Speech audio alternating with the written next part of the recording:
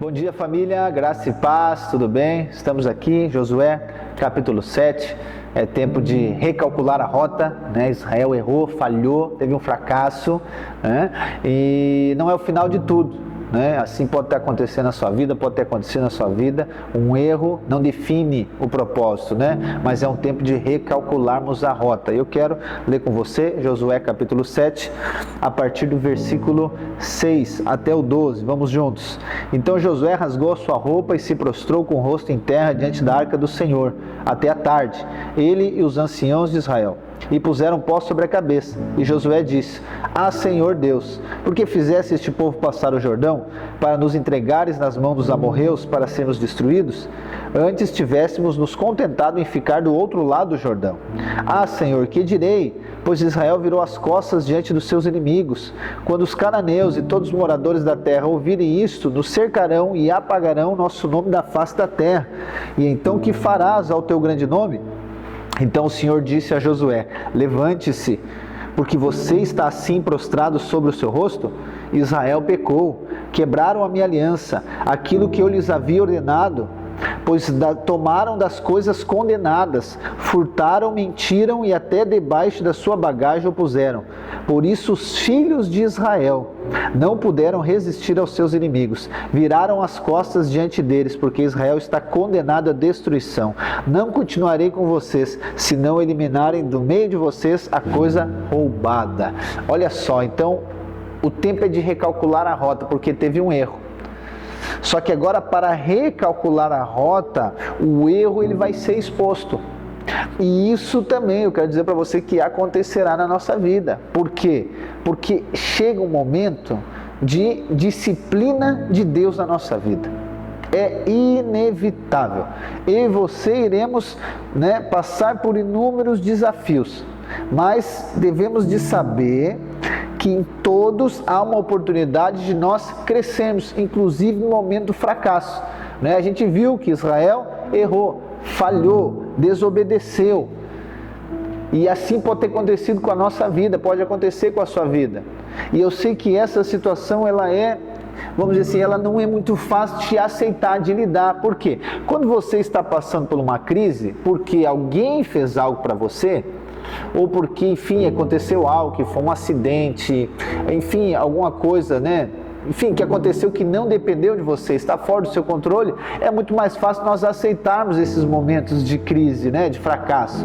Mas quando isso é promovido, ou seja, é por causa de nós, é difícil de nós lidarmos. Por quê? Porque eu errei, eu pequei. E aí nós precisamos não só assumir a posição, mas nós precisamos entender que aqui existe uma oportunidade de nós crescermos.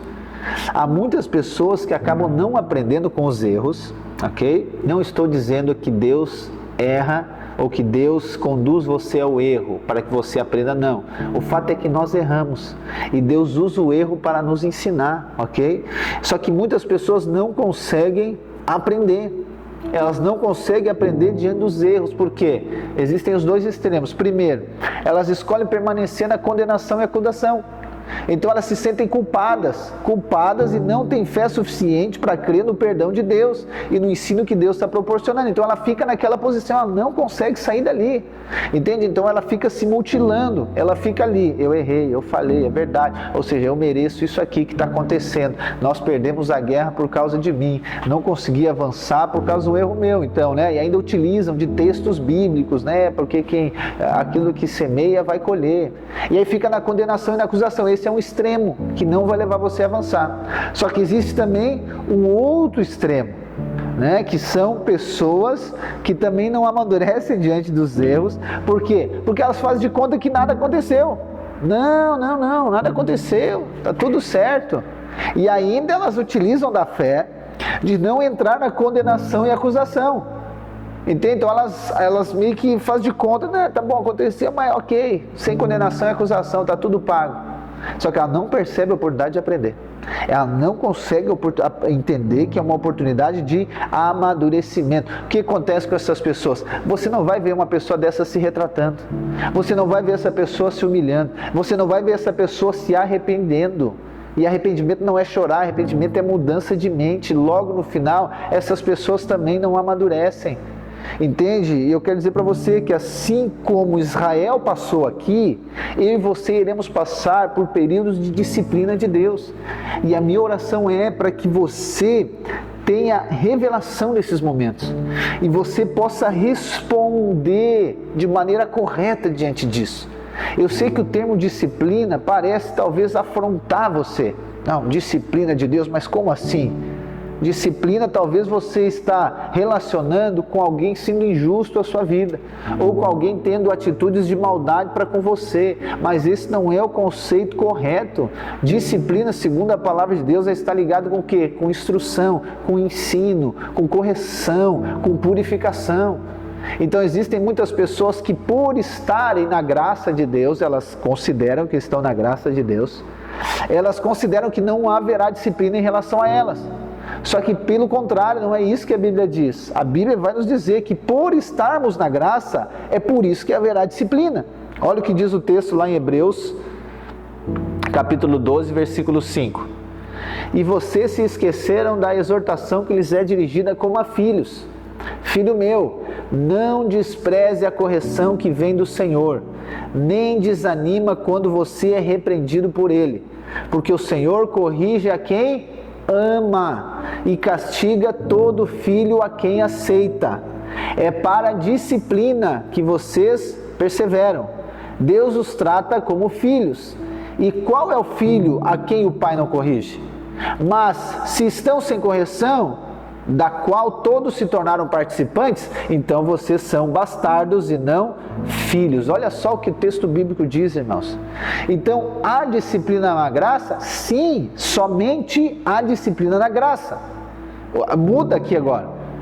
Porque estou na graça, não tem disciplina. Pelo contrário, se você estiver na graça, aí que terá disciplina. Por quê? Porque o Pai corrige quem ama. Se não há correção, é porque não está na graça. Está ali o texto dizendo. Então, se você vai passar por momentos de disciplina, gente, isso é uma expressão de que Deus ama você. Se alguém corrigir você, se o seu pai corrigir você, disciplinar você, isso é um sinal que o seu pai ama você. É isso, e Ele é o Pai nosso que está no céu, e eu e você seremos disciplinados. Então olha só, vamos aqui voltando a Israel. Israel pecou, Israel errou, não foi Deus que errou, não foi Deus que induziu ao erro, não, quem errou foi Israel. Mas o que Deus faz? Deus está usando esse fracasso, está usando esse erro para disciplinar o povo dele. Por que Deus está fazendo isso? Deus está fazendo isso porque Ele ama. Nós podemos dizer também que a disciplina é uma espécie de poda. E assim como uma árvore, ela é podada, não para que morra, não para que seja exterminada, mas para gerar mais frutos. Assim eu e você somos disciplinados, corrigidos por Deus, para que eu e você venhamos amadurecer e crescer muito mais. João, olha só, capítulo 15, versículo 1 diz: Eu sou a videira verdadeira, e o meu Pai é o que cuida da vinha. Todo ramo que, estando em mim, não der fruto, Ele o corta. E todo que dá fruto, Ele limpa, ou seja, Ele poda. Mas para quê? Para que produza mais fruto ainda. Gente, eu e você sabemos que nem a poda ou a disciplina de Deus é confortável. É desconfortável ser disciplinado, ok? É dolorido por muitas vezes, né? É que por isso que muitas pessoas não submetem ao processo de poda, não submetem ao processo de disciplina, de ensino. Logo, eles também não vão colher os frutos disso. Por isso que eu e você, diante da disciplina de Deus, nós devemos fazer o quê? Devemos nos humilhar, devemos aceitar a correção do Senhor, sabendo que Ele nos ama, e por isso que nós estamos sendo ensinados. Ok? O amor de Deus está sobre a sua vida. O amor de Deus, gente, olha só, uma expressão que eu gravei no meu coração, né? Que eu fui formatando com os tempos e os processos de Deus. Deus nos ama tanto que Ele nos aceita do jeito que nós somos. Do jeito que você é, Deus recebeu você. Ok? Você não precisa de ter uma performance para vir até o Senhor, não. Você vê, Ele aceita você. Por quê? Por causa do amor dele, é incondicional. Só que Deus também ama tanto você, que Ele não permite que você permaneça do mesmo jeito. Ele vai levar você a amadurecer. Ele vai levar você a crescer. Você é filho, mas Ele vai levar você a se tornar um filho maduro. Então a disciplina, a poda, ela nos conduz ao amadurecimento, ok? Então esse é o tempo de correção de rota, disciplina de Deus, de poda, para gerarmos muito mais frutos. Amém? Deus abençoe a sua vida.